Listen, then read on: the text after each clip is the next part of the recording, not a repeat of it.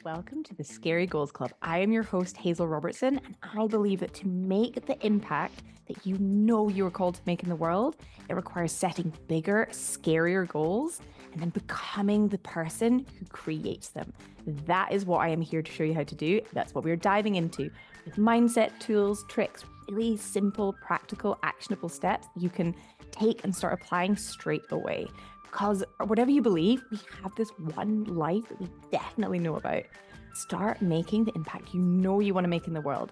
Fear is not a reason to stop. We keep going. We work through the fear. That is what we do in the Scary Goals Club. So come on in, come join, hit subscribe, and let's get started. Hi, and welcome to the Scary Goals Club podcast. And hello from a very snowy January day. It's so nice. I went out for a walk this morning. It was actually snowing this morning, and we were like playing outside in the snow. I was like throwing snowballs from Maple and like throwing up in the air.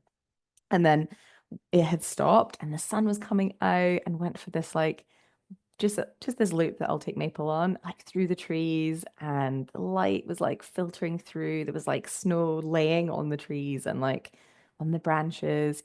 I think it's like snow's just so amazing because it gives this like muffled sound. It's like quite comforting, and like everything was bright, the sun was out, and like the snow was sparkly. It's like it's really cold as well, so it's that very like dry, sparkly snow where almost there's like ice crystals in the air, and like the snow you just look at and it's just sparkly, and it was so good. It was like exactly what my soul needed. I actually am in the process of recovering from mastitis, which I got at the back end of last week.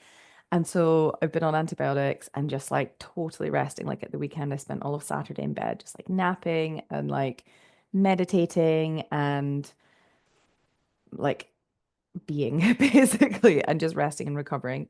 And then felt a bit better on Sunday. And then it's been back to work this week, which has been amazing. And I've been really craving like a little bit of routine, but actually it's also been tiring because there was like Luke and we were like both parenting together and then all kind of hang out. So if I did need a break or anything, then it was like I could be like, can you just hang this phone for a bit? And I'm just gonna go have a nap or just like chill. Whereas it's back to the kind of like full days, and I've not been feeling 100%. So like Monday and Wednesday I've been a bit tired and just trying to take it super easy, but I got there. I'm getting there. But anyway, today I really wanted to talk about how to how to find joy instantly, how to like create a sense of joy, of awe, of wonder, just like instantly. Because I think it's very easy, and certainly I have found this as well, like more recently, is either getting in a routine or getting in, I think especially with like with kids or like when you have your own business and it's like and I guess if you're working as well, whatever you're up to, but like it can be easy to get into a routine. And I do love a routine. Like it helps me feel quite calm and quite relaxed. Like I know what's coming, but I also hate routine. Like I think that's the ADHD part of my brain that like I know that it really helps me, but I also rebel against it. And I think what I've realized recently that I have been missing is building in more like adventure. So adventure is one of my like values and is something that even just thinking back, like how Luke and I have kind of lived our lives is like quite adventurous, doing things differently, like going on crazy expeditions, endurance events, living in different places, being like making decisions quickly and being like, right, we're just going to go and live here. We're just going to go do this thing. Obviously that changes with a kiddo. There's like, you can't just suddenly change and do something as much. I mean, you can, but they need a bit of structure. They need a bit of routine as well. And like, there's different elements at play. And I feel like I have been missing the adventure. Like, and actually, it doesn't have to be these big adventures. It can be on the day to day, almost like the micro level of like bringing adventure more into your day, into your work day. And I think what I've started doing is like building a bit more of that in. And this morning was a great example. It was like I had put in my calendar, like yesterday, I was checking, like, okay, what is it I need for tomorrow? What does my body need? What do I need for the day? And it was like, okay, gonna go for a walk between 9 and 10. And like by 9, it's light. So I'm not having to like walk in the dark. I'm getting sunlight. And also it's like, I can have a super chilled morning with like Flynn and with Luke and then go out for the walk. get my ideas, like come up with whatever for the day, like come up with podcast ideas, like all of that kind of stuff. Really, it really helps me with that. And today it just felt especially magical because of the snow. And it felt like an adventure because even though I walked the path that I often walk, it felt different. It looked different. I was like picking up snowballs and like throwing them for Maple. She was like jumping. I was listening, like I didn't go out with headphones or anything, and I was just listening to like the sound of my boots like crunching on the snow, like squeaking. I was like feeling the snow. It's everything, like the air smelled like crisp and fresh, and I could hear the birds overhead, and like some of them would knock the tree or like, and some of the snow would fall off and like would come down, and just it was like becoming so present in like the tiny micro amazing wonders of every single moment. And actually, there was a quote oh, maybe I'll read it out actually. I was like, oh, this is so good. I'll read it out now. And it was like, yes, this is so important. Anyway, I'm going to read it out. It says, so when I say children here, if you don't have kids, think about it like yourself. I think this applies to children as much as to ourselves. Okay, here it is. Do not ask your children to strive for extraordinary lives. Such striving may seem admirable, but it is a way of foolishness. Help them instead to find wonder and the marvel of an ordinary life. Show them the joy of tasting tomatoes, apples, and pears. Show them how to cry when pets and people die. Show them infinite pleasure in the touch of a hand.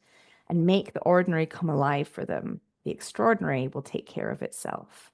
By William Martin. So good. And I think like it can be so easy to, again, when we're getting into goal setting and it's like the new year and it's like, okay, I'm going to do these big things, and it's like we can have all this like, and I'm not saying not to dream big, like 100%, and like imagine this big, rich life for yourself. 100%. I am like all here for that and dreaming bigger and doing things that feel scary and feel like, oh, impossible. How am I going to do it? Here for all of that. But the key is not to like think that at that point in time, that's when you're going to start living this amazing life or like things are going to suddenly change. It's actually, yes, having these big, extraordinary, amazing dreams and finding like the wonder, the joy, the like excitement, the awe in the tiniest moments. And really, I found this was so helpful. I think I said this in the last podcast where it's like I had some really hard stuff that happened like over Christmas and New Year. And I would find moments of like feeling connected with something bigger, feeling like it wasn't just me, feeling like the wonder, the awe, the like beauty, the joy, the amazement, the excitement, like all of these like big, expansive emotions, just feeling that by like literally stepping out my back door when I was like super low on energy, stepping out the back door, looking up at these like massive tall Scots pines and like the stars above it, and like the moon would be out. And I find like Flynn's been amazing for that because he's so amazing at spotting the moon, like during the day or like if it's in the evening. She'd be like, moon, and he just spots it. And we talk about like imagining like jumping up to the moon and like jumping among the clouds and like being with the birds, and just he's so tuned in to like to nature and to the moon, which is such an exciting thing when you think about it, especially as a kid. And it's like we can take that wonder as an adult as well, like the fact that it's the moon isn't there all the time and it changes position in the sky, it changes color, it changes shape depending like what like in the cycle it's in, it changes like how it looks, it changes how it lights up the land or not, and it's like what the weather's doing. Like there's so many amazing factors at play, and it's like when we can actually, yes, have these big dreams, but find the tiny micro moments of like awe and wonder and joy in the microest, tiniest moments. Like that is when life feels so rich and so powerful. And I know for me, like novelty, and again, this is an ADHD thing, it's like really craving novelty, really craving newness.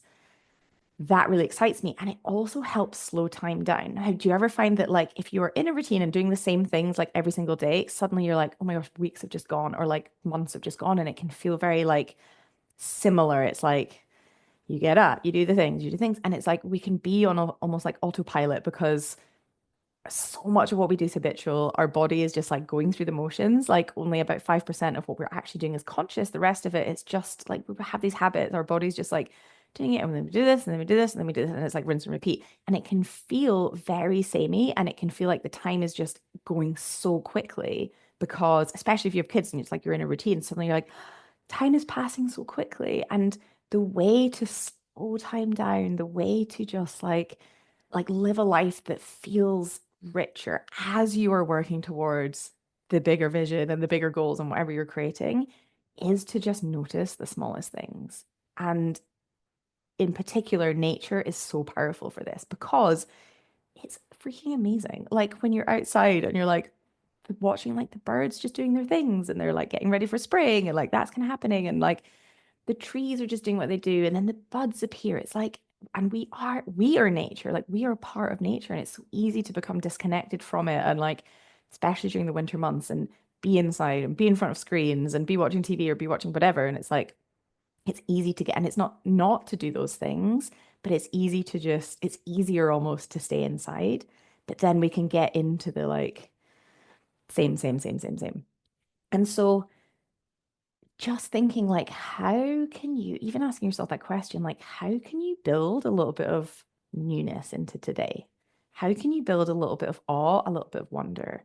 And I'll give you like three steps, I guess. I'm just making these up off the top of my head, but sometimes steps can be helpful. I can like talk through this, but sometimes it's like, okay, what actually are the steps?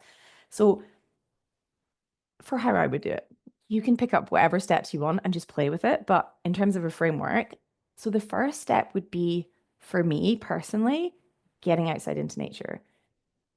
Parks are great. Ideally, you want trees, like trees, bushes, a river if you can, or like some water, the sea, a beach, like whatever, something that's like not just like grass. That's maybe not going to give the same vibes, basically, for me. Or there's maybe not as much like richness of like biodiversity and plants and animals and things to look at. So just like anywhere you can find a patch of nature, like a bit to just go and be in and just getting out into nature. So that would be step one. Decide where you're going to go and actually what if it's somewhere you've not been before? What if it's somewhere a little bit different? Or like if you have your usual walk or your usual run, what if you can do it backwards or like take a slightly different route or go and just like step into the trees for a bit before coming back to the path? Like anything like that that's like slightly different that you can just that takes you out of the ordinary. Do you know what's really interesting? A slight tangent, but I just remembered. Well, no, I'll do step two and then I'm going to tell the story. So step one is just get yourself to a place where there's nature and ideally like some animals or like birds or something as well. It just gives more interesting things to hear and to like see and to listen. Step two is to just either walk slowly. So I reckon yeah, you can obviously can run if that works, but like if you're walking, just slow it down a little bit. So it's almost like quite a slow walk, and that helps like calm your nervous system down, and you can just like relax and feel safe. And then like you'll start to kind of dream, you'll start to like see more, or you can stand and like stop and just like take it all in. And so it's like slowing down your pace or stopping, or like finding a spot. It would be step two. And then step three is just like not having headphones in, not having anything and just tuning into all your senses. So, like, can you hear, like, what does the ground sound like under your shoes or your boots or your trainers? What can you hear the birds? Can you hear like the trees rustling? What can you smell? Like, what does the air smell like? Can you taste anything? Like, does the air taste anything of anything? What can you see? And just like when you're thinking about seeing, it's like looking on the micro, like zooming right in, like get right up to a tree and look at the lichen and like touch the bark. What do you feel? And then also zooming out and like I love to look like up at the trees and just see the top of them and see like all the branches and all the leaves just like framing like with the sky and just watch the birds sometimes like in the top of the trees or like crouch down low so you're at the level of like the fallen leaves and like maybe there's some blackbirds hopping about. Just change your height, vary what you are taking in that would is different than like what you would normally see at like, your normal eye level. So thinking small, thinking big. And it actually reminds me, so I grew up as a kid in Alaska and we used to do these like summer camps. The summer holidays for school there are 3 months long. They're 12 weeks. It's so long. And so there's a lot of like camps and like kids doing like different activities. We had this camp and it was like I don't know if it was wilderness or nature camp. It was amazing. We learned how to make like fire out of sticks, and you put the sticks and then you make like a bow and you move it back and forth. We learned to like peel birch bark off the tree without actually damaging the tree. And then we'd like soak it and we got grasses and we like shaped it and then dried it over fire. And we made like birch bark baskets with like traditional weaving. And then we also did this thing where we had this like, I think it was a meter squared or something like that, where we went like not a big space. And we went and we sat.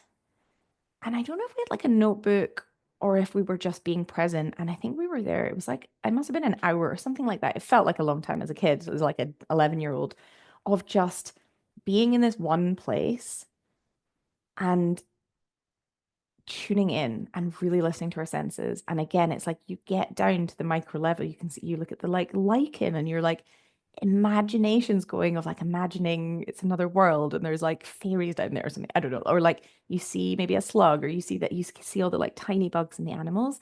And then you maybe see or hear like a bird and the birds start coming closer and you're starting to like talk, going like, or like trying to like get the bird to come near you and just being in a space and just being like, how freaking amazing is this world that we live in? Like, how amazing is nature? How amazing and lucky are we to, like, again, be here at all? And I think connecting to something that is bigger than us, that we are part of, and also something that just does its own thing. Like humans have a way of interfering with nature. We don't really make it that much better, but like it just does its thing on its own. Like we don't have to control it. The seasons shift, like the leaves change, everything changes. And it's like when we can find those moments of awe and wonder in the tiniest everyday moment, like tiniest little things, we remember that. Like that thing in Alaska that I did, that camp, that was decades ago. And I still remember so like that connects so deeply with me. Like such a core memory of my childhood is just being so present and experiencing such a like wonder and joy at like the world that's there that we almost sometimes don't see because we're so busy and because we're thinking about the next thing and because we're like packing in more and ticking off our to-do list. It's like there is when we can just pause, get out in nature, slow down or stop and like just actually see what is there. There is so much there. And like that we bring back into our day to day. Like I feel so energized and so different now from having this moment like that this morning. It wasn't just a walk where I was like, oh, I just need to get out for a walk. It's not just like a walk for the sake of a walk. It's like actually being present and seeing what's there. And it's a skill because sometimes it can be easy to just like plug something in or like zone out or tune out. But like the more we can really be present and see what's there and just pause and feel the wonder, feel the joy, like just feel it in our body and be like, the more that's going to carry into the day to day. And like the more that, yeah, our goals will be super fun and like they'll be amazing, but they're not going to feel any more like awe-inspiring and wondrous than like the tiny little things.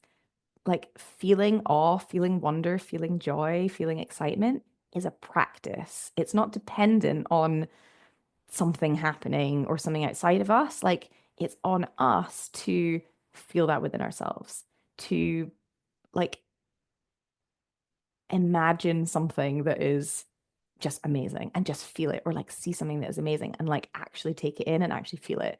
So creating those feelings like ahead of time, experiencing the joy, experiencing the awe, experiencing the wonder will help you also create your goals. But also it means when you actually make them happen, you're going to be just as awed and just as like, oh my gosh, by that as you have been looking at like some lichen on a tree. So I know it maybe sounds a bit crazy if you've not tried this before, but I promise you it is just, and it's so simple because you realize you don't need anything else. You don't need to go and like do these big things and strive and do all this and like go, go, go. You can because it's fun and because you want to, but not because like somehow that's going to change anything. When you can find, just like that quote, it's like when you can find the wonder and joy and like in the tiny micro moments on the day to day, life just becomes richer. It slows down. It feels more exciting. You have like it just lands like memories stick more, and it just feels yeah, it's just like a richer experience for life. So there you go.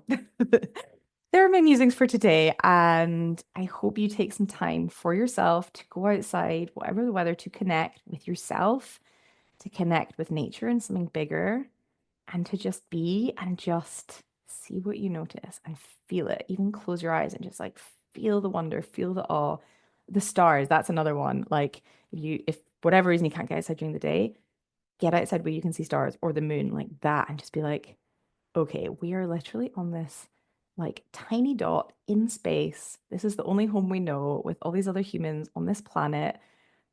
And we have the moon for company. And like literally we're like whizzing in space, whizzing around the sun. Like that's what sometimes I think when I see the moon. Like it looks lovely, but I'm like, it is mad that is like our companion in the solar system, in the galaxy, in like the universe. It's like us and the moon hanging out, and then like billions of stars and other planets, and it's cold and it's dark out there. And what we have here, it just helps me ground myself more with like, again, what we already have, like how amazing that we have what we have. So I want to leave you with that. And I hope you have a wonderful nature filled and nature connecting day and evening and week ahead and life. It's such a fun practice to build in. And I'll see you next week on the Scary Goals Club. Bye. Mwah. Hey, thanks so much for listening. If this was helpful, please hit subscribe and leave a review. This helps get this work in the hands of more purposeful people. That is, more people creating bigger, scarier goals, making an even bigger impact in the world.